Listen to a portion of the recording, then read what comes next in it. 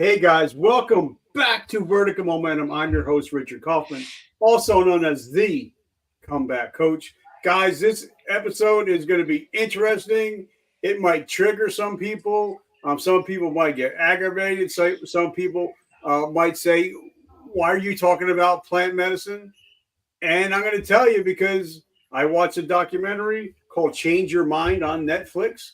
And it really interested me how certain plant medicines can help with PTSD, depression, anxiety. And I don't use it personally, guys, so I don't have any personal knowledge. But my brother Mike definitely does. He's a 30-year law enforcement officer. He's also a veteran and first responder advocate.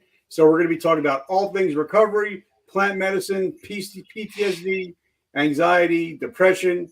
And guys, if you stay till the end, I'm going to give you an offer. If you invest $30 with me, you will get over $997 worth of value just by investing $30 with me. But we'll talk about it at the end. Mike, my brother, welcome to the show.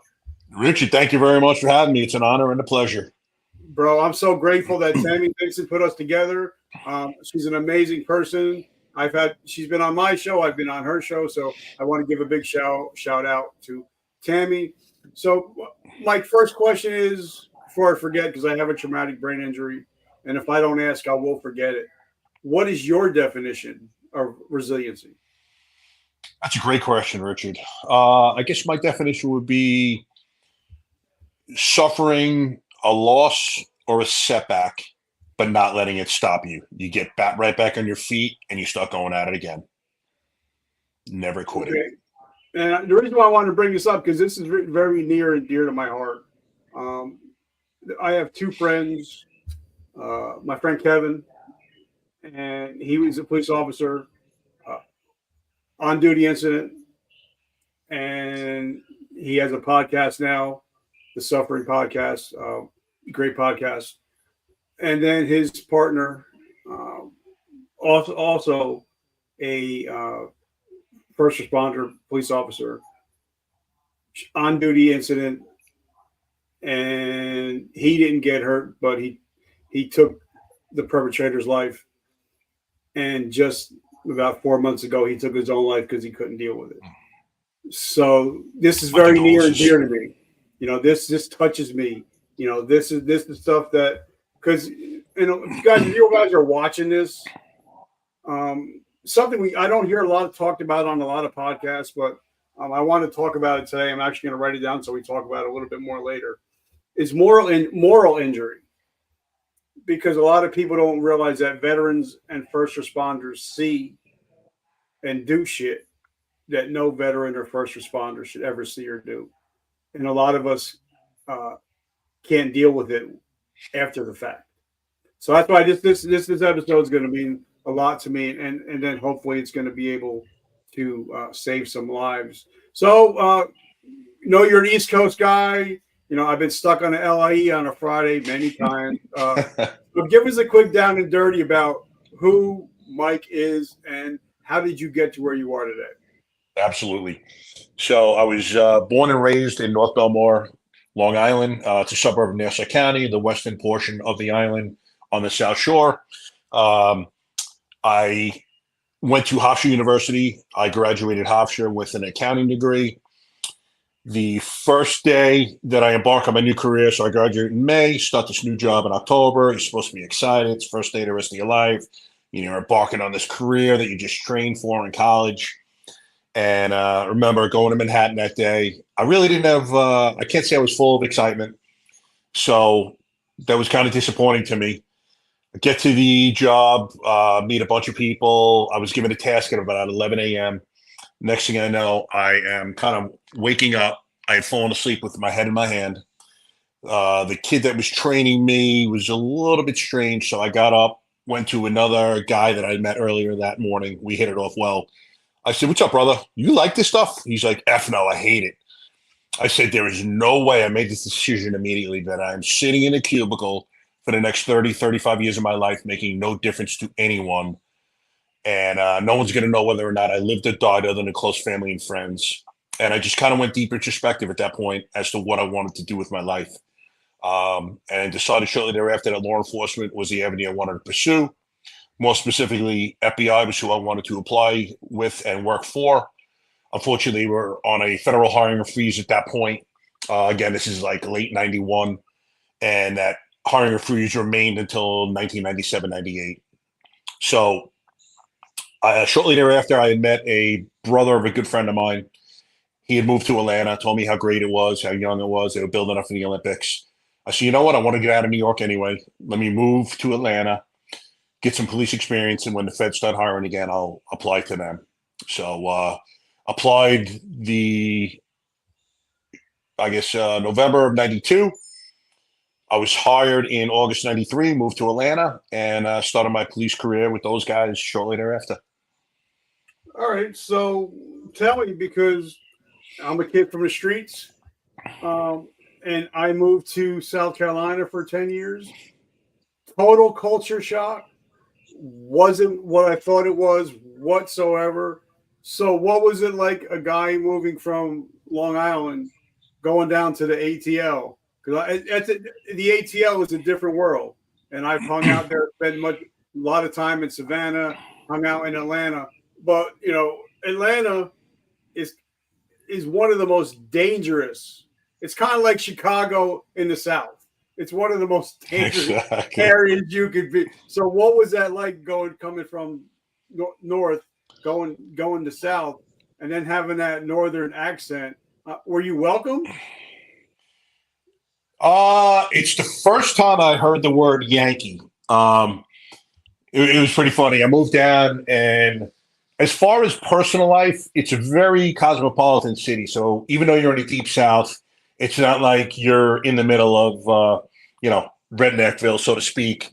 I was definitely welcomed, but again, hearing this term Yankee, I was taken aback. Like, you guys know the Civil War ended quite a while ago, right? But it was a great city. I loved it. In terms of my professional career, it was an education. I will tell you about the first night out of the academy. So we finish up mid-April, and say I finished the academy on a Monday. Next day, Tuesday, I'm going into field training. Now, at the time, Atlanta is the most violent city in America. I was assigned to Zone 3, which is the most violent part of Atlanta. In fact, the nickname for where I worked was called Little Vietnam. So I'm working my first night out of the academy is a midnight tour. We work at 11 p.m. to 7 a.m. chart. My FTO and I, within the first hour, so I started at 11, he drives me over to my first homicide scene at midnight. It wasn't our call, but he brought me over, wanted to expose me to as much as possible.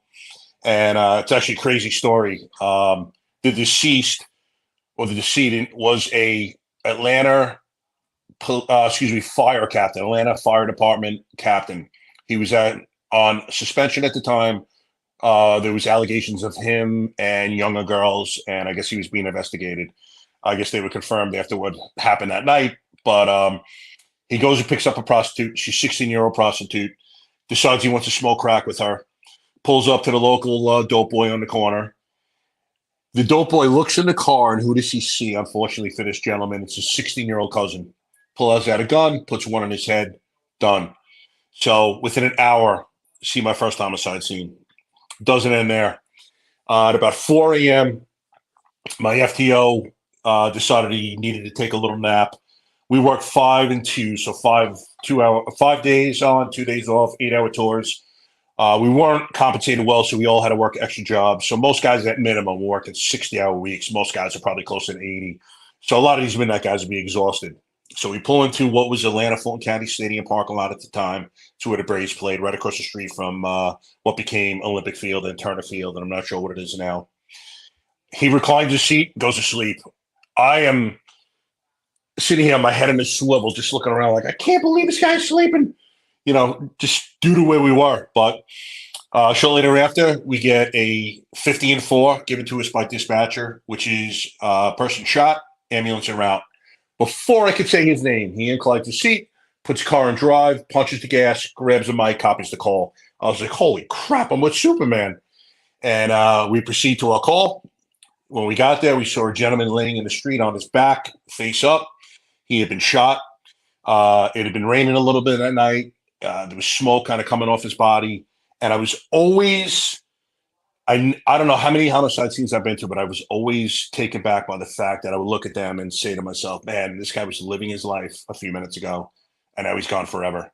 And that was my introduction. There was another classmate of mine who was being trained by the guy whose sector was next to us. So we were together. I looked at him. I'm like, Sam, what the hell did we get ourselves into? And it only got crazier from that point on. It was like nothing I ever could have predicted. But I loved it. I love the action. Now, again, and we're going to be talking about two separate things. One of them really affected my life was September 11th. And I'm sure, and we'll get into that because you were back up north at that time, right?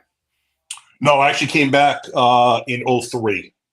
Okay. So I was 93 to 03 in Atlanta, and then 03 to 2022 in Suffolk County, New York. All right. So then there's a different dynamic because you were in Atlanta during the Olympic bombing. Yes. And then you're in Atlanta and not even someplace close to home. Now we're being attacked, and you're there and you're not here. So, and I know we're skipping around everywhere, but like for me, 9/11 saved my life. It changed my life. But I was not here. I was in South Carolina, and I was getting ready. I was getting ready to be deployed after that. So, what was it like the morning of the Olympic bombing, and then after on 9/11? Because you were in Atlanta for both of these things. Correct. So, as far as the Atlanta bombing, at the time, I was actually assigned to my precinct. So we were working 12-hour tours, 7A to 7P, 6 days on, 1 day off. And my Olympics was horrible. I was so busy. I was probably handling 35 calls. The Olympic Stadium was actually in my sector, and I just didn't stop from dawn to dusk. So in awaking the day after the bombing, I remember my alarm went off, and you could hear the tone in the radio announcer's voice. Something bad had happened the night before. So I'm listening, and then he describes what had happened. And I had a bunch of coworkers that were at that park the night before, Centennial Olympic Park.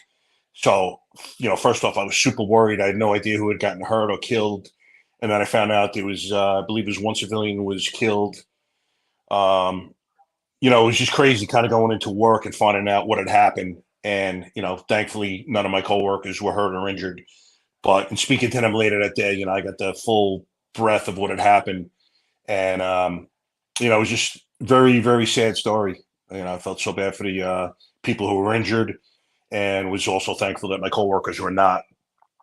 So that had kind of faded from public view fairly quickly. And to 9/11, what was crazy about 9/11 was my ex-wife and I had flown back from New York on the night of the 10th.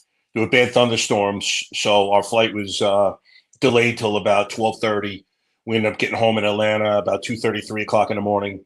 And I awoke to my phone just ringing and ringing, ringing. So picked it up. It was my father. My father was actually retired FDNY. Prior to him retiring, he was a chief's aide. So he drove the chief of the fire department. He was actually down at World Trade Center at the first bombing, 93, literally in the garage with the chief.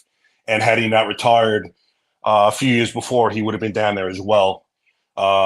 Ray Downey, one of the chiefs that had perished in 9/11, was driven by my father. He knew him well. And I actually had played ice hockey at Hofstra with Ray Downey Jr., Ray's son. So I knew Ray pretty well at the time. And, knew a few firemen that had perished. That was just heartbreaking. I remember when the buildings fell, I looked at my ex-wife and I said, you know how many cops and firemen just died? And obviously the numbers were just tremendous. No one could ever predict it, but 343 perished that day. 343 was the number. And up to now, over 10,000 people that were on the pile have either come up with cancer or died because of cancer.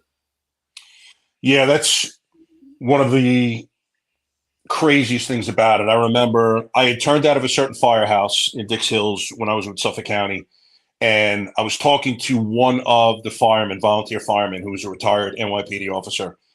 And I looked at him. Someone had just perished as a result of 9/11 related cancer. And I said, you know how many people are going to die as a result of 9/11, then died on 9/11? And he gave me the weirdest look. And as cops, you're just professional observers. And you know the most subtle change, notice a change in someone. And later on that day, I went up to a really good friend of mine, and I told him what had happened in that interaction. And he's like, oh, you don't know, do you? And the gentleman that I was speaking to had contracted 9/11 related cancer, very rare. And he had perished about, I think, less than a year later. And it was just heartbreaking. To add to that, one of my Suffolk County Academy mates, Craig Capolino, I love this kid, but he had contracted 9/11 related cancer as well. He perished, I think, January 2013. And one of our conversations prior to Craig passing away was so powerful to me. Craig he never shied away from the subject. We talk about his mortality. We talked about the fact that it was terminal. But Craig said to me one day, Mike, I never ask why me. He's like, who the fuck am I that it shouldn't be me? And I started tearing up. And I'm like, Cap, that is so powerful that you have that outlook. And I'm like, it's something we all should have. But, brother, I mean, your unselfishness, like I was just blown away at the way he was looking at things, and kind of changed my perspective on life in some respects. Like, why shouldn't bad things happen to me as well? I'm just a human being going through this life. And as we know, it ebbs and flows. And it was such a powerful statement that he made to me. And it's always stuck with me. Yeah. I'm looking for something that, when I wrote my first book, which is the one I sent you today, I reached out to, I'm a little bit older than most of you guys, but Christopher Reeve was Superman, and I love Christopher Reeve. And I reached out to his wife, and I said, I would love to use your husband's quote as my opening quote in my book. And it talks about veterans, and for me, it references veterans and first responders. And it says, I think a hero is an ordinary individual who finds the strength to persevere and endure in spite of overwhelming obstacles. And that was by Mr. Christopher Reeve. And for me, my book is called A Hero's Journey. But in the book, first thing I write in the book, that I'm no hero, that the heroes to me are the ones that were running into the buildings while everybody else was running away. That's being a hero. That's heroism. And if you would ask anybody up in heaven, if you ask them, are you a hero? They would say, no, I was just doing my job. Exactly. So for me, I that's why I said I love my veterans and my first responders. Whether you're EMT, whether you're dispatch, whatever you do, if you're willing to put your gun belt on and protect somebody you don't even know while leaving your family home, that's a hero in my book. So, Mike, I just want to say I love you and I appreciate you, brother. Thank you very much. And I agree with everything you've said.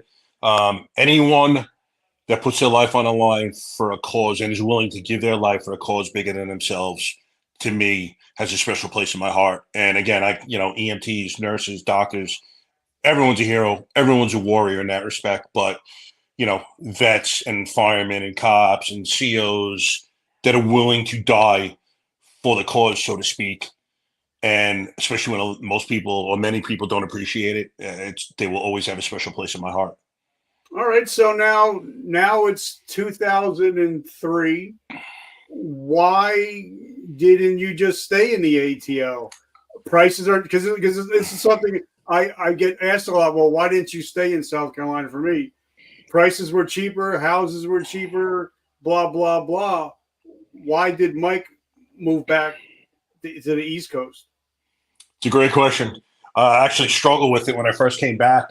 6 months after coming back, I actually called my old major because I was kind of slotted for a canine position. And I said, is that still available? I was so bored with Suffolk County. It was nothing like Atlanta. And unfortunately, the SOPs had changed. So we had 3 continuous years without a break in service to go to a specialized unit. And I left, and that was a break. So I mainly came back for my family. Suffolk County was pretty much the best compensated police force in the nation. So we definitely did well, but the housing prices from '01 to '03 had gone up $200,000. So the house that I could have had in '01 for $350 was now $550. And I thought my quality of life was going to be a little bit better. Everything happens for a reason, and I'm glad it worked out the way it did because I'm here. But I definitely had some points of regret. One of the big ones was I had started a police fire hockey team in Atlanta, and it became really big. We had about a $40,000 a year budget. We had actually hosted the FDNY in April of '02, and it was one of the best weekends of my life, just showing those guys a great time. We raised $25,000 for the Widows of Children's Fund. So that was one thing that I really had a hard time leaving was my hockey team. But everything happens for a reason. It was a great police department. In retrospect, I'm glad I did go. Just landed me where I am here.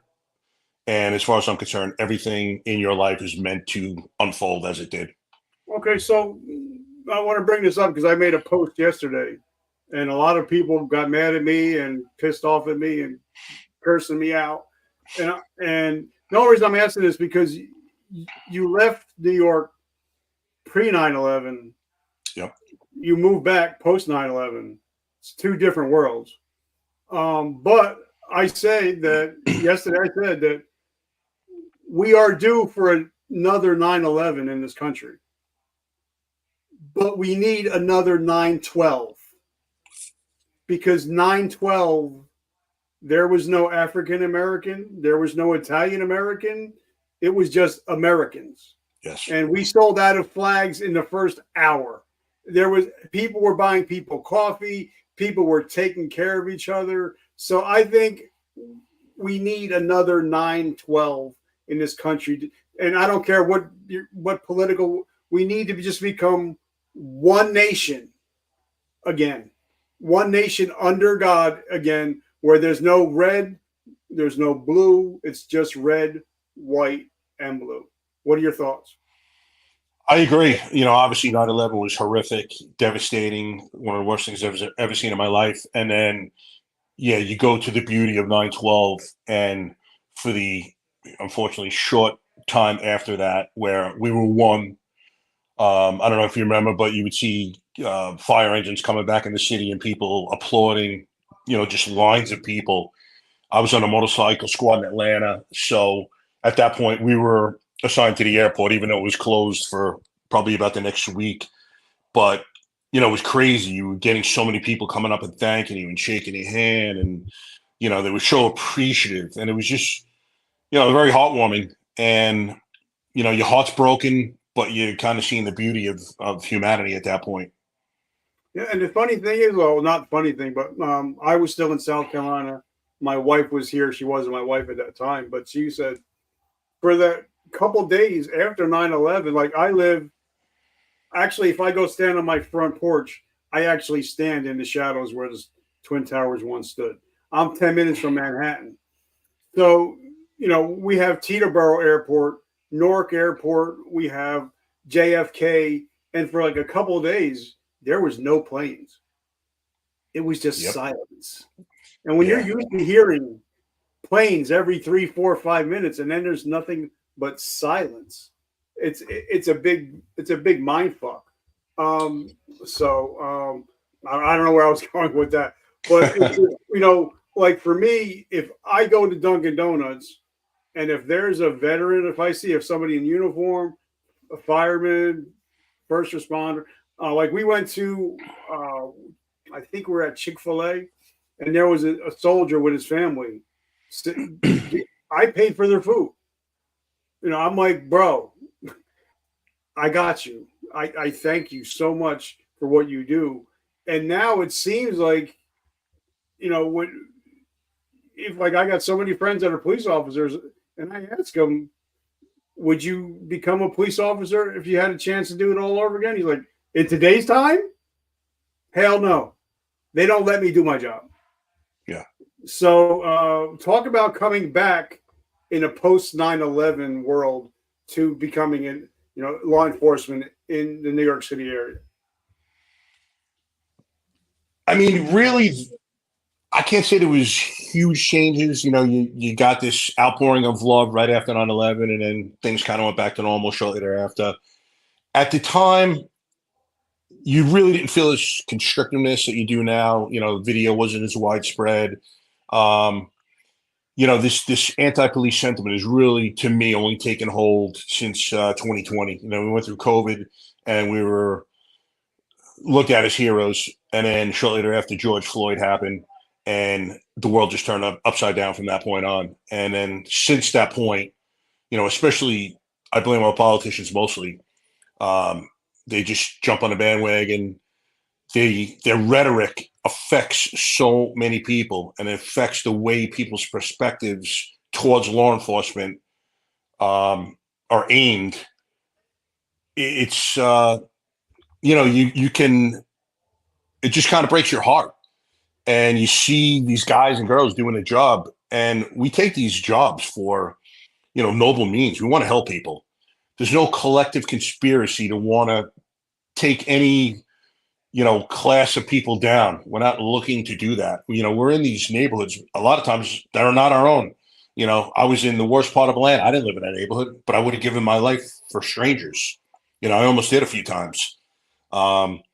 So, you know, people need to realize that this is a noble profession. And if you continue on the track that we're on, eventually you're not going to get people who are applying to become police officers, you know, and don't look at that after the fact, you know, especially with these defund the police personnel and organizations.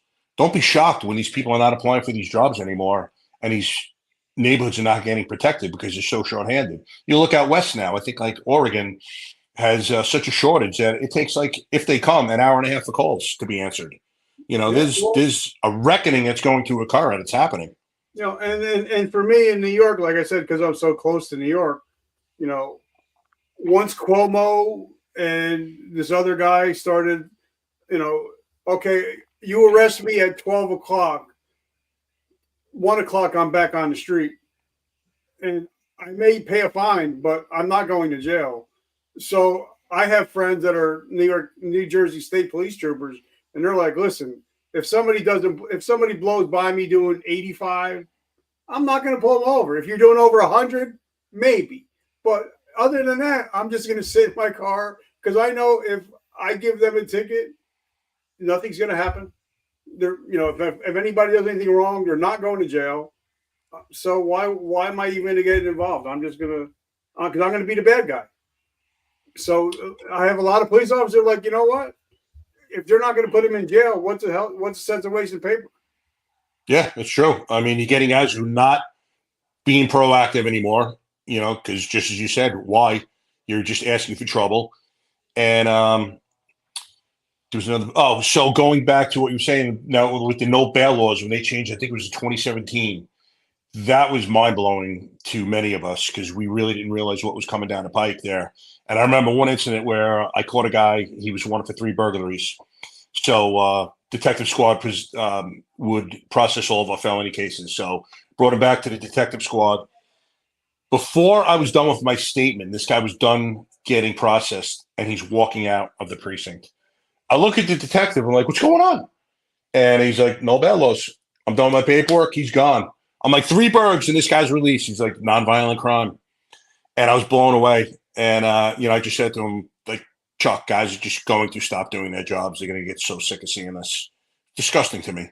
Yeah. So take us to, because like I said, when I've interviewed my law enforcement officers, even veterans that had, you know, whether they got blown up, whether they got injured on the job, or whether it was a police involved shooting, you know, a lot of podcasters, they'll ask you about what happened that day. But for me, what was Mike like the day before the shooting? What was Mike like the day of the shooting? And what was Mike like the day after the shooting? Because that's 3 different aspects in your life in a 3-day period. Yeah. And a lot of people just get stuck up on what happened during that day, but they don't talk about what you were like before and then how what you were like afterwards. So if you wouldn't mind taking us through those 3 days. The 3 days involving what? Yeah, you're shooting. You were involved in a police involved shooting, weren't you? Well, I had been shot at one night, but we couldn't return fire. So what happened was my partner and I were dispatched to a call. At the time, I was in Atlanta, and we had early cars and late cars. So they didn't want the entirety of the cars kind of off the street at any one time. So they would call the odd number cars a half hour earlier than the late cars. So this particular night, early cars get called. My partner and I get dispatched to another sector where the car was called in. It was involving a possible shooting. I think it was a fight, weapon involved, but at the time, no shooting had occurred. So we go over there, and as we're pulling up, now unbeknownst to us, what had happened was this girl's boyfriend had gotten into a fight with her brother. The boyfriend was a crackhead. So, you know how rational they are. After he gets beat by the brother, he goes and says goes back to his apartment, saying he's going to fetch his gun.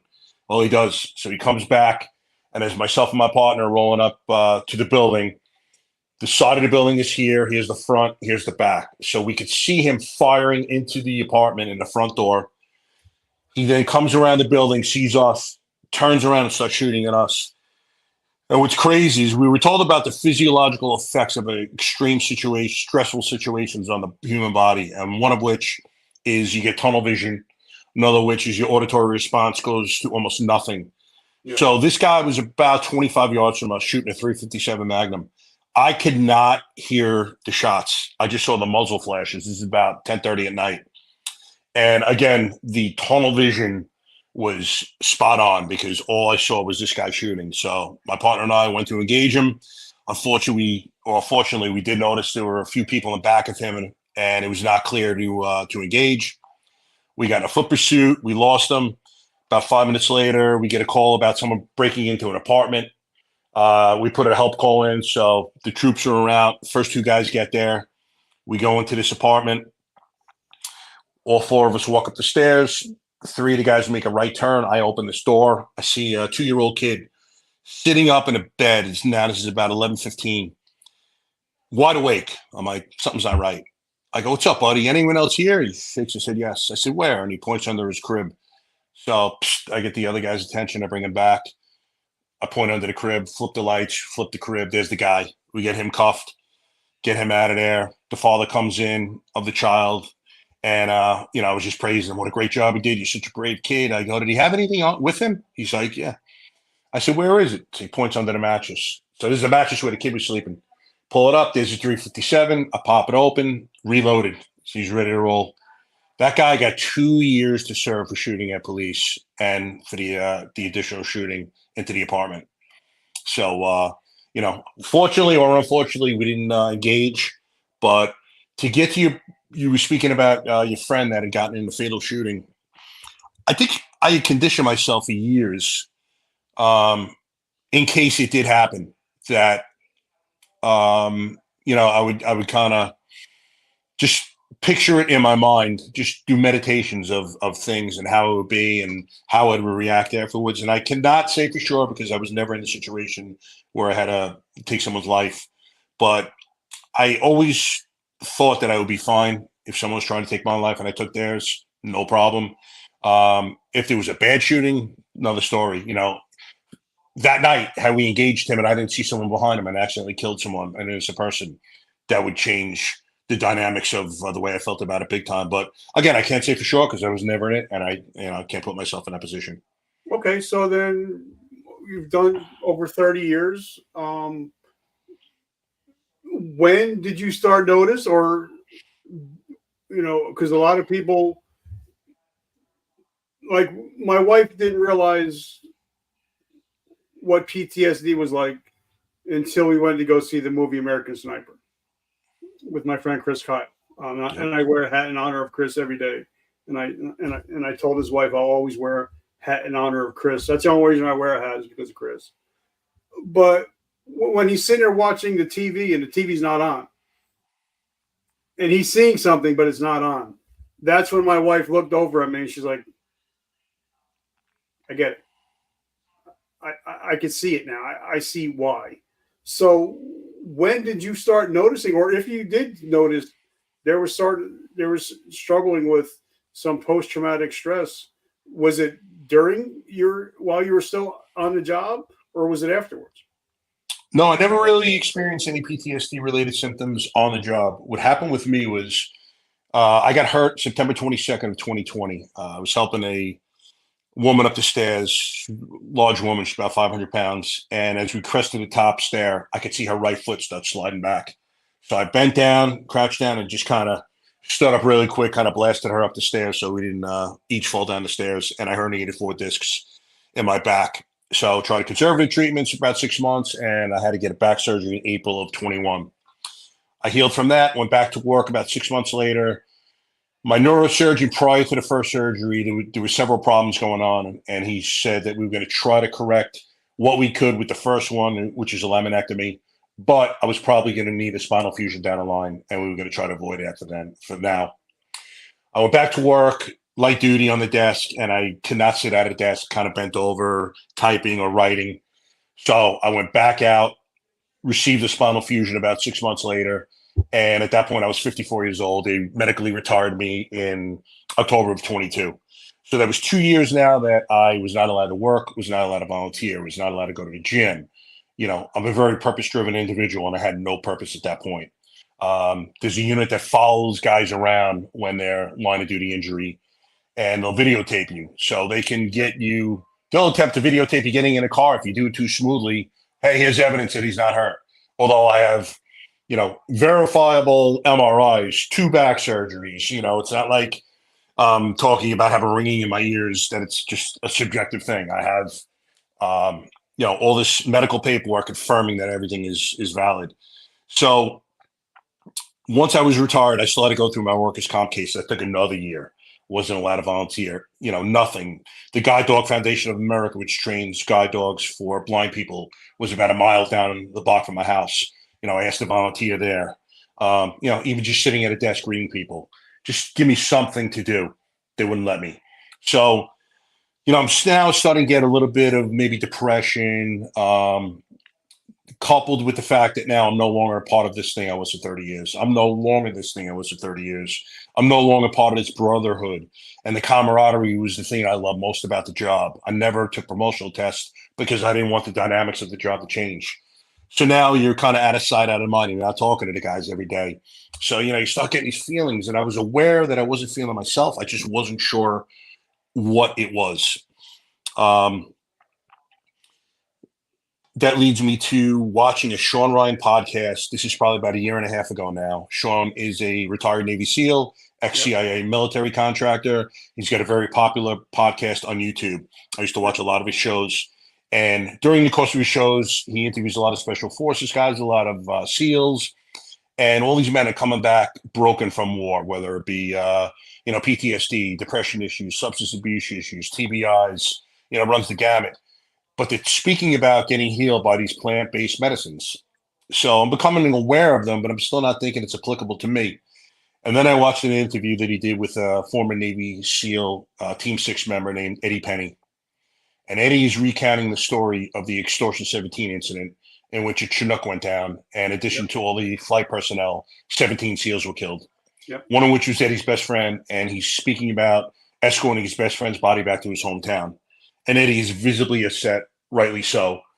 And someday I will thank him in person or on the phone for what he did. He's got no idea. But as he's recounting the story, all I could think about was an incident I had a few years before of a 2-year-old found floating in a pool. And it just came to the surface. And I just started crying like a baby. And my first reaction as this is going on is to look inside my house and make sure my wife is not back for food shopping, because I was so embarrassed. Because we're men, we're warriors. We're not in touch with our feelings.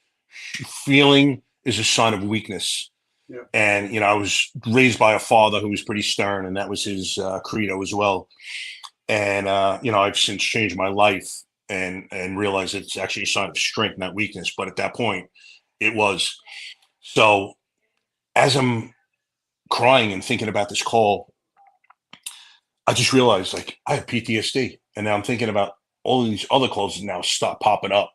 Mhm. We call it compartmentalizing, that we bury these calls and we lock them in this box so neatly. It's like this fancy psychological term, and they're never going to reappear again. No, we need to lose that term, number one, from our vernacular. We bury stuff. We just cannot absorb all of the pain that we see, whether it's ours or other people's that we're experiencing. We just can't absorb it. So you callous up. And before you know it, you become so callous, you're not feeling anything. And, you're becoming a man that you don't even realize has changed so much, but you're not who you used to be. And, we evolve as people anyway, naturally, but, this version of yourself is not one that you want. So, again, and watching Eddie and thinking about things and hearing about his journey as well with plant-based medicines, I realized that it was something I had to do. I knew I needed help. I didn't think traditional therapy was going to do it for me. I don't think I was going to go and speak to some guy or girl behind a desk who's never had any experience with this, telling what I've done, what I've seen, and they're going to be able to help me. So I was not aware that these treatments were available in the U.S. And I told my wife, I want to go to Peru. I want to go to South America. It was just calling me. I knew that I needed help, and whatever it was going to do to me was going to be advantageous. So we moved to Florida this past December, during the course of which my wife was doing some research, and she had found a center called Soul Quest Ayahuasca Church in Orlando. And we had made plans, and we sat this past March for our first ayahuasca journey, and it changed my life. All right, so let's go back a little bit, because I want to go and try to go in order. Yeah. Because everybody knows my story. I attempted suicide Labor Day 2012, when they told me, well, you're no longer Sergeant Kaufman. But wait, and I'm like, wait a minute, hold on. I got thrown out of the military for being an addict. I get back in, and now I do 23 years to be the ultimate soldier. I lose my sight, and you're telling me you can't see, you can't shoot, we don't need you anymore. Well, if I'm not Sergeant Kaufman, who am I? Because Exactly. we get so wrapped up in what we do, that we don't create who we are. And I find a lot of veterans and first responders, once we hang up that gun belt for the last time, and well, I can only speak for military, but I think we run neck and neck pretty much. Once you step off base, the military doesn't give a shit about you. Your phone stops ringing. You don't have a mission anymore, like you said. And a lot of us end up at the bottom of a bottle, at the end of a barrel. So how important do you think it is for somebody, if they're going to get on the force or going to join the military, if somebody would have said to me, Rich, you have a shelf life, prepare for getting out. You're not forever going to be young, dumb, and full of cum. You're going to be an old man. You're going to get hurt. You're no longer going to be wearing that uniform. Start making plans for afterwards. Because I think if somebody would say that when I'm first joining the military, to start planning ahead, to thinking, okay, I'm not always going to have this uniform. Because what happens when you don't have the uniform? So is that something you went through when you were no longer the rank that you were, and you were no longer, an active member of the police department? Absolutely, 100%. And I had heard about other guys going through it prior to retiring. I can't say I paid too much mind to it. Additionally, when I got out, I thought it was time. I was not fighting it. I was at peace with it. It was what it was. Let me put it that way. And I was not expecting the feelings to hit me like they did. I didn't realize how much I would miss it, to be honest with you. Maybe not a lot of the day-to-day BS, but I loved hanging with the guys and girls. Again, the brotherhood and the camaraderie was the thing that I took from this job that I loved the most, and it was no longer there. And life goes on when you're not a part of it anymore. Guys and girls are doing their thing. That phone is not ringing like it used to. And also additionally, like, you train. I would fight, I would lift, shoot, you just make yourself hard to kill, and you love doing these things, and you have an outlet for what you're doing. And it's not necessarily you going around fighting people every day or anything like that, but the outlet's no longer there. Where else? I love the job. I love the adrenaline rush. To me, there's nothing like chasing another man, especially in this case, evil men. You're not going to get that anywhere else. Where are you getting that adrenaline rush? So that's gone as well. So yeah, I had to come to peace with that. It was no longer a part of me. I was no longer a part of that. It was that phase of my life was closed. Right, so I want to talk about something else because, if a person retires or if a person does their 4 years and they get out and they're okay physically and mentally, that's one thing. But for me, one day I'm 173 pounds. I'm shredded. I'm bodybuilding and I'm powerlifting and I'm in MMA. The next day I'm blind and I can't even wipe my own ass or make my own food. And it's the difference when all of a sudden you're broken. And even though like the money wasn't an issue because I knew I was going to retire, I was going to get retirement. But Right. when I can no longer do the things that I used to do, learning to have a new normal, that's a big mind fuck, especially if you're married and with kids. And I was taking the kids to school one day, going food shopping, then I can't drive for 18 months. I'm blind. It's a whole different mindset. So what is it like being physically broken, knowing that I have a new normal that I have to get used to? It's not good. Not that you consider yourself immortal, but you realize that you're just like everyone else. Age is going to catch up to you. You are mortal. There's nothing you can do to prevent it. You can train your whole life and try to stave it off and do what you're doing as much as possible. But in the end, time gets everyone. And, you need to reconcile yourself to that fact. I think if I had the ability to go into something, a new career, find a path right after retiring, things would have been different for me. And I was thinking about it yesterday. I don't know if I ever would have reconciled this PTSD fact had I gone into something else, because I think that would have been another avenue to kind of take my mind off it, focus my attention on that. And potentially maybe the PTSD kind of would have burned itself off.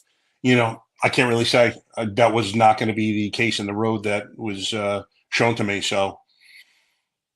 Okay, now let me ask you another question, because this stat shocks a lot of people. And like I said, I've done over 1,350 interviews, and I'm so grateful that we get to hang out and talk, and I appreciate you. But something I want to talk about is the average American male in the United States dies at the age of 78. Right. The average first responder or veteran dies at 58. Mm-hmm. It's a 20-year difference. In your opinion, what's the difference? In my opinion, it's not the post-retirement that gets them. It's what they were doing in all those years leading up to it. Like, I've always subscribed to a healthy diet. I've always tried to get my 8 hours of sleep.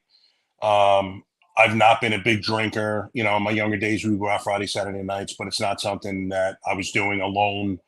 I've always tried to live with healthy habits. And I think that a lot of guys don't. And you throw the stress of the job on top of the fact that you're not taking care of your body. And, it's got to have a disastrous effect. Additionally, as we're speaking about, I think guys retire and they don't have, or girls and guys have retired, they don't have any purpose after that. And I think it slowly kind of drains the life out of you. You can't just wake up and have no purpose, nothing to do. To me, physical health is a huge part of mental health.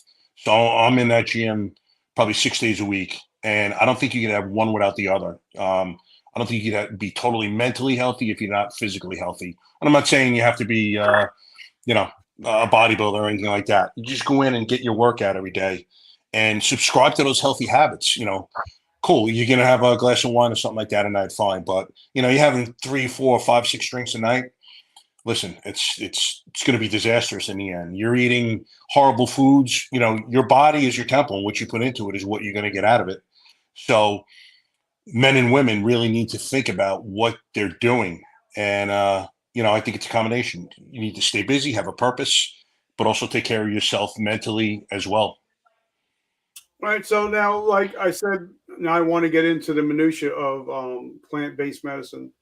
I was with GNC for over 30 years. And for me, I always knew, because I took courses in anatomy, physiology, and we have a cannabinoids, I can never say it right, cannabinoid system in the body for a reason. It's not just there because God put it there. But a lot of people don't even know that we have a cannabinoid system in our body. And that plant medicine can help a lot. But I think, like I said, ever since I watched this show on Netflix called Change Your Mind, how they were starting to use LSD in the 40s and the 50s to help soldiers coming back. And then gone. They just stopped. But now, like I said, I've had several friends. My friend Steven, my friend Lane, they go to every year, they go to Peru and they do their ayahuasca.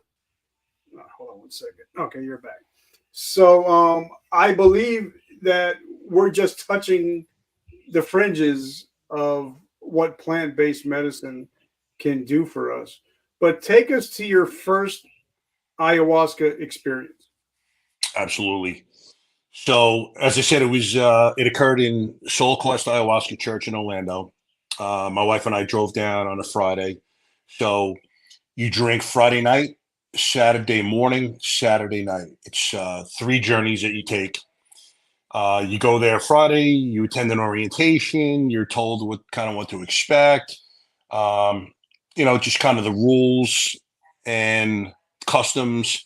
It's very sacred. And I consider these medicines all to be sacred. They've been around for thousands of years. They're, number one, they're not drugs. So anyone, when I'm speaking to people, I need to get this, tell them up front, it's not drugs. It's not something that's enjoyable. It's not something that's going to get you high. In fact, it's the opposite. A lot of times you're going to have profound sadness during your journeys, but these medicines take you where you need to go to heal yourself.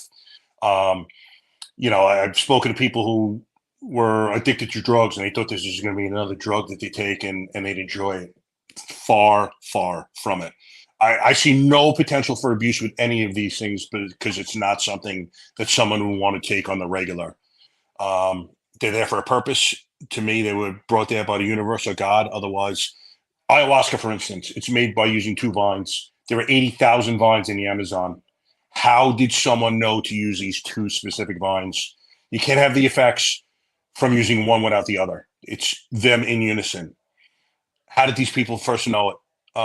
To me, that's a universe or God, or whatever higher power you want to use that showed these people how to use it. But to get back to the ceremony, so the ayahuasca itself is you take these vines and you boil it down, and essentially it becomes like a liquid. It's a little bit thick. It's served to you in essentially what looks like a shot glass, and you drink. Is a bunch of ceremonial stuff that's done prior to drinking, and the ceremony is just beautiful, to be honest with you. So once you take the medicine, for me, it takes about 40 minutes or so to take effect. And my first night, it's funny, I was getting a little angry at about a 30-minute mark. I'm like, man, nothing's going to happen. This is going to be a waste. I can't believe I came here for all this. And all of a sudden the ground started moving. And I kind of went deep from there. People say that they sense a female presence. They call her Mother Ayahuasca or Mother. For my journey, it was almost as though I was looking at a big screen TV. We were outside. There was a big fire in the middle. We were sitting in alpine chairs. There was probably 35 people in this particular ceremony, and they kind of outlined the yard. Fairly dark, but I'm watching like this vivid picture on this screen, and I could see Mother in the left-hand corner, and I literally surrendered. I told her, I have tears in my eyes. I surrender to you. Please help me. I need help. Whatever you tell me to do, I will do. And I'm like, I need to get rid of this anger, this rage. I don't know what to do with it. I need to get rid of this ego. And literally everything I asked for was like at the snap of a finger was given. I could feel myself getting lighter and lighter and lighter as time went on. And at one point, my father had passed away in 2020. We had a very contentious relationship growing up. It was never good, unfortunately. And she was bringing my dad to me in my journey. And it was crazy because as she's bringing him to me, it was as though I was in Vegas and I was in front of the brightest Vegas marquee you've ever seen. And there's music in the ceremonial area, but the music in my journey was building louder and louder. And in reality, it was not. And it just built to this crescendo. And in reality, it was not. It just stopped. And in reality, it was still going on. And now I'm waiting. I'm looking down this hallway for my dad. And I finally realized he's not going to show. And I remember when you're in your journey, you kind of come in and you go in, you come out of it. You're in, you're out of it. It's not like you're solely in this psychedelic hallucination and that's it. You just come in and out. And I remember specifically throwing my hands up in the air. I'm like, coward. I knew he wouldn't show. He can't talk about his feelings. But with that, 55 years of everything between he and I was just released. It was gone. There was no more, when I thought of memories between he and I, there was no more emotional charge to those memories. And I remember her telling me, you were this thing. That fire was up here, along with everything else that came with it, that anger, that rage, that hatred. She's like, your time has passed. You are not that anymore. You don't need that fire here. She's like, the fire will still be, it's going to be down here. And if you ever need to call on it, you're still a warrior. You will always be a warrior, but you do not need it up there, along with everything else that comes with it. And it was just, Rich, I can't even tell you, like, it was just release, release, release. And at the end of it, I didn't preface the story by saying that 2 coworkers and friends had committed suicide 3 weeks before from Suffolk County PD. They killed themselves a week apart. The sergeant, the second one, killed himself in a precinct locker room 2 days before making lieutenant. I had no inkling that I was going to get into this realm, but as I'm coming out of my experience, as clearly as you and I are speaking, the universe told me, you are healed. And when I say that, I don't mean that I'm this perfect human being. We heal constantly. I'm still ever evolving. But she said, you were healed from your PTSD. She's like, your life's purpose is to go forth and heal other vets and first responders of theirs. And I literally said out loud, okay. And I accepted that. And that was it. I wasn't sure how it was going to be implemented at that point, but I knew my life's purpose from that point on was going to be just doing that. Okay, so now let's talk about the physical aspect because, if we break down the word disease, it's dis-ease. There's dis-ease in the body. And I was listening to something the other day that if there is anger, if there's depression, if there's anxiety, it actually goes to certain parts of the body and lives there and can actually cause cancer in certain areas because you start literally swallowing that stuff, all that anger, that depression, and it sits in one part of the body.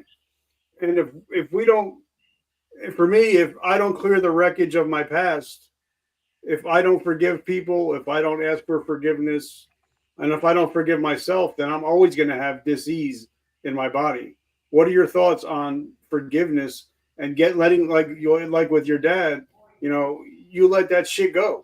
You're like, I can't hold on to it anymore, or else it's going to eat me alive. So how important is forgiveness? I agree with you 100%. I believe that if you're taking these things in and you're holding them and you're, under stress and you have hatred in you, it's going to manifest itself in different ways. One of them is disease. And, think about when you wake up feeling happy one day and everything's going good, as opposed to waking up one day where nothing is good, or you have this hatred in your heart, or just this weight on you. It's got to have some type of bad effect to your, obviously to your mental health, but I think to your physical health as well. And if you release things that no longer serve you, it's such a powerful, cathartic action, and it's the best thing you possibly do for yourself. Just with my dad, thinking about things in the past that you could feel yourself like tensing up, maybe breathing faster or harder, or just having an emotional reaction to him. And I no longer have that. It serves me well. There were so many examples of, when I think about things that no longer affect me like they used to. And, not only that, I remember during the ceremony, I was watching the volunteers, and their job essentially is to help us with anything we need. And I'm just looking at them as the ceremony's going on. I'm like, these people are so graceful, so loving, so empathetic, so sympathetic. And I was talking to Mother, and I was like, this is the man I want to be. I want to be like them. I go, there is strength in what they're doing. I used to always equate strength to, physical size, how much weight you could lift, how proficient you were at fighting, how good you were at shooting. Maybe there's a place for that in that realm. But in life itself, no, this true strength and feeling emotion and being empathetic towards people and wanting to help people and showing love towards people and forgiveness and, being there for them, that's true strength as a man. And you could be a warrior, you could reconcile the fact that you have love in your heart and still be, in some respects, this warrior. All right. So let me ask you a question, because I had one of my friends, David Meltzer, on the show. He has a $20 billion company. They wrote the movie Jerry Maguire about him. And something that he said was that gratitude and anger cannot occupy the same space. So, like for me, if I get angry, actually, when I come down here, I have my challenge coins. Some were giving me like cops and campers. Some of my challenge coins. Some says your service matters. But for me, I have a list of 5 things that I keep in my wallet at all times that I'm grateful for. So if I'm feeling that way, I'm like, yeah, I'm struggling with this, but I got a beautiful wife. I got 3 beautiful children. I got a beautiful home. I got a great business. So talk to us about gratitude and anger. Absolutely. 2 words that I live by now: gratitude and perspective. And as you said, with gratitude is waking up and thanking. It's not just to me, it's not thanking whoever your power is, God, the universe, for what you have. It is thanking them for everything it put you through. I'd gone through some family drama a few months ago, and I was speaking to a mentor of mine. And, I wasn't talking to him in a victim-y way, but he's like, listen, Morgs, he's like, you're a warrior. But you cannot be a warrior and a victim at the same time. Your mind will never reconcile that fact. So you're either a warrior or a victim. And he goes, you're a warrior. And he goes, turn everything that happens to you into an empowering thing. So in other words, I don't care what it is, and it included that drama that I was going through at that point. I look at everything from a gratitude perspective, a perspective of gratitude to the universe, whatever it is. Whether it's the most visceral pain I've ever felt in my life, it's going to take me from where I am now. I'm going to feel it. I'm going to heal from it. I'm going to come out the other side a stronger and more resilient man. I'm going to have a healthy attitude. I'm going to help people if that's what I choose to do. Perspective is not looking at things in that negative light. Woe is me. I only have bad luck. Why is this happening to me? Kind of going back to my example of my buddy Capolino, who had passed away. He said, why not me? Who am I? Wake up every day and have that perspective change. And it's funny, I tell people, how come that voice inside your head about the negative is so loud, it screams, yet that positive voice is so low? Turn that around, flip it around, flip the script, empower yourself, look at everything from a positive viewpoint. And it's hard, man. I'm not saying it's a piece of cake to do, but build slowly on it. If you're in that deep, dark depression, inspired actions create your life. Now, if you don't think you could do that at that point, when you wake up that day, have gratitude. Hey, I woke up. I'm healthy. The sun is shining. I have breakfast. I have food in my stomach. Because there are a lot of people that don't. There are a lot of people that aren't waking up healthy. There are a lot of people that aren't waking up that morning.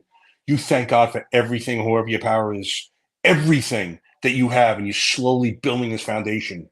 And from there, you'll be able to ascend. But you must look at things in a positive light. Look and think at how beautiful life is. Yeah, we're all put into profound pain sometimes.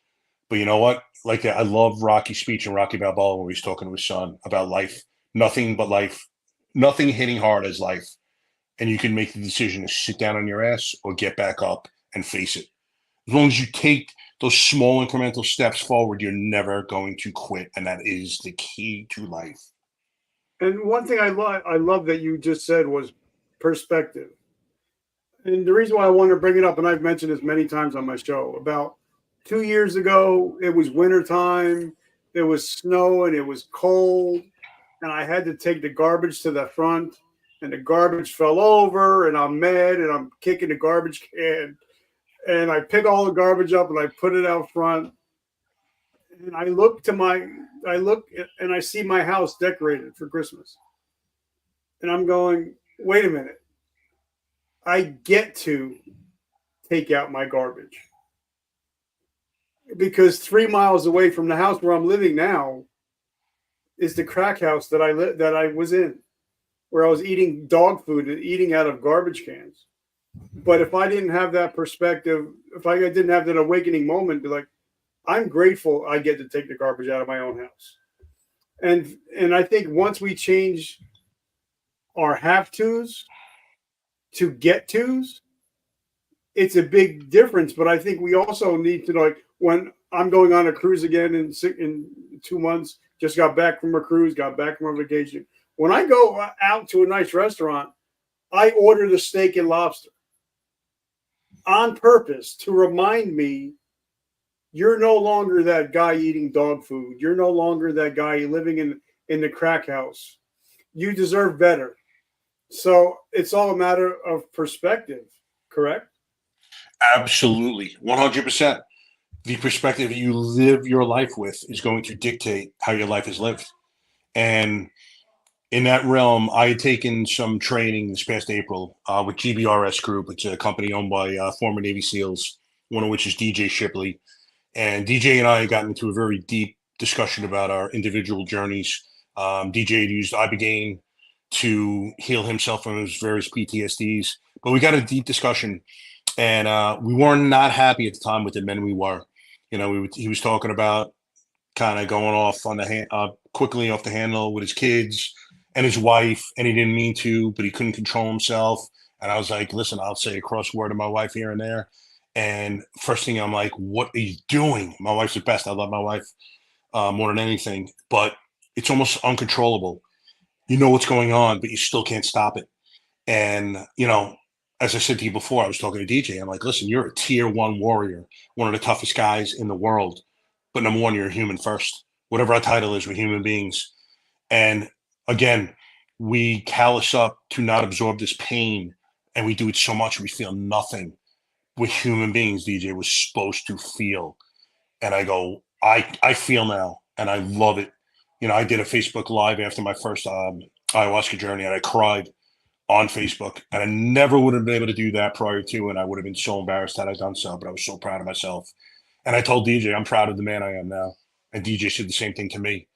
And, you know, we live our lives with gratitude now, especially, you know, it's amazing that he and I are both alive after, especially him, but I'm not comparing myself to him in any respect. But, you know, the stuff that we've gone through is amazing. And to now come out the other side with love in our hearts, and appreciate good friends, good family, appreciate everything. I appreciate, you know, I look up at a sunset, a sunrise, a beautiful moon, you know, bird chirp. Like I try to appreciate every little thing in life, because life is beautiful if you look around. And sometimes you're not able to realize that, or you're not in that mind state or mindset to realize that, but that's where you need to be. Okay, now this is a teaching podcast, so one of the last questions is, if somebody is struggling with their mental health, what would be your top 3 pieces of advice to help them start to find some peace? Well, I guess as we were just talking about, I would tell them to kind of train their mind to, every time a negative thought pops in, and I'll tell them before, think about things that make you happy, and kind of file those thoughts away. Now, when that negativity pops in your head, bam, switch that out with one of those positive thoughts, because thoughts create your reality. And yeah, it may sound like a little bit of flower child stuff at first, but you know what? You start doing it and it has an effect on you. So you have that gratitude approach. You have that perspective approach where you realize that this is how you need to look at things and appreciate everything that you go through, and don't look at it as a woe is me. Additionally, I tell people, if you think, listen, we all need help at some points. And if you think that traditional counseling is going to do it for you, cognitive therapy is going to do it for you, go that route. If you think it's going to be plant-based medicines, go that route. If you want to seek peer counseling, go that route. But no one is coming to save you. You need to get up off your ass, raise your hand. There's plenty of us, when you ask for help, that are there for you. But no one is walking in your house, throwing you over our shoulder, taking you out and getting you help. I had an opioid problem myself going back to 2012. I was actually in rehab when that Labor Day of 2012, when you said you attempted suicide. Yeah. I had come to the realization I needed help and asked for it and was ready to receive it.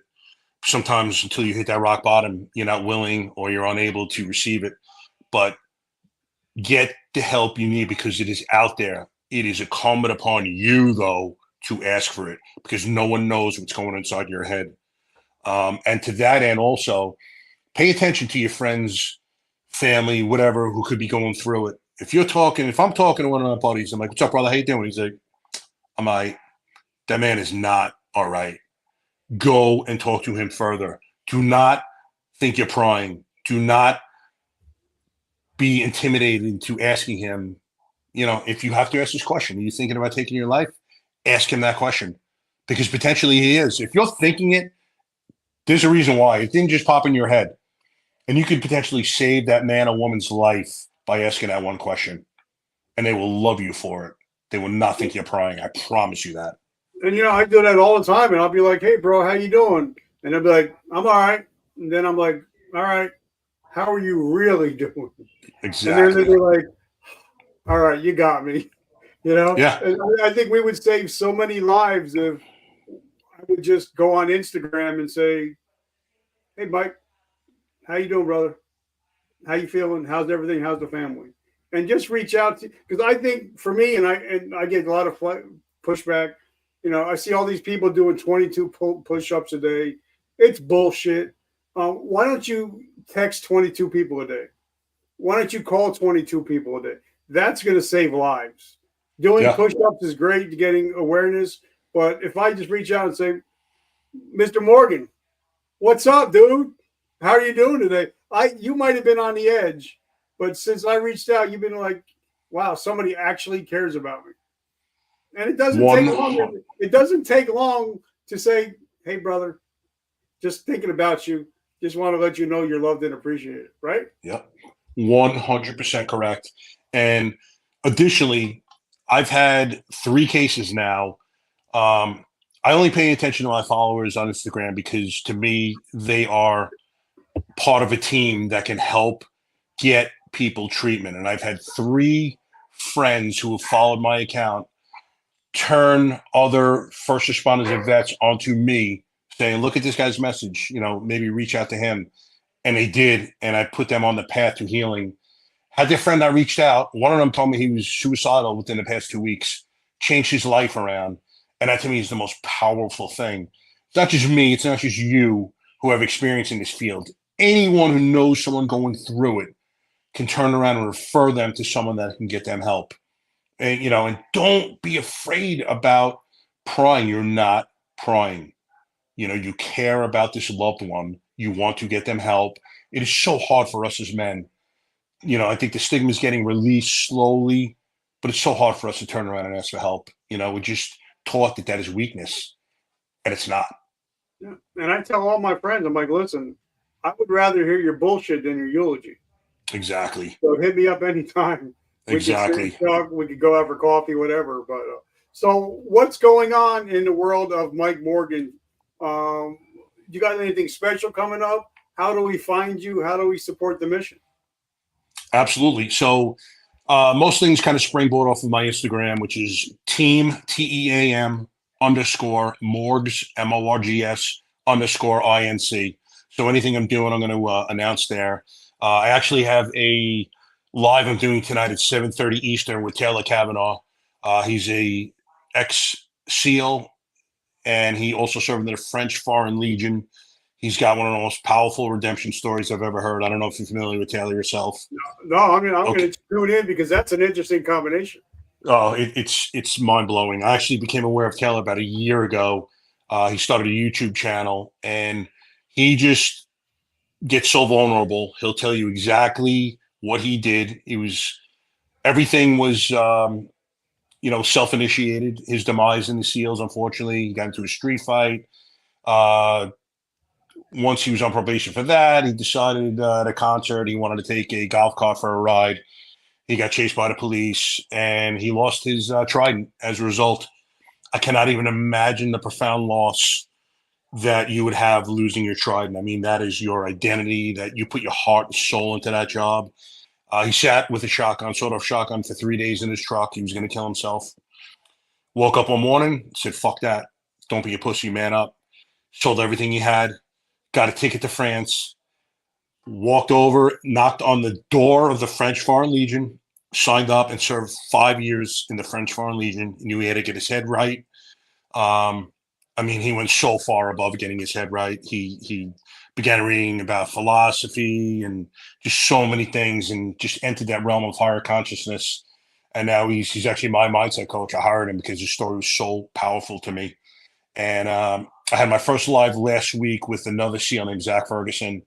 It was just a phenomenal interview going through his story, and we received so much positive feedback from it that I asked Taylor to do it, and now I'm going to reach out to a bunch of different people. I want to start doing that.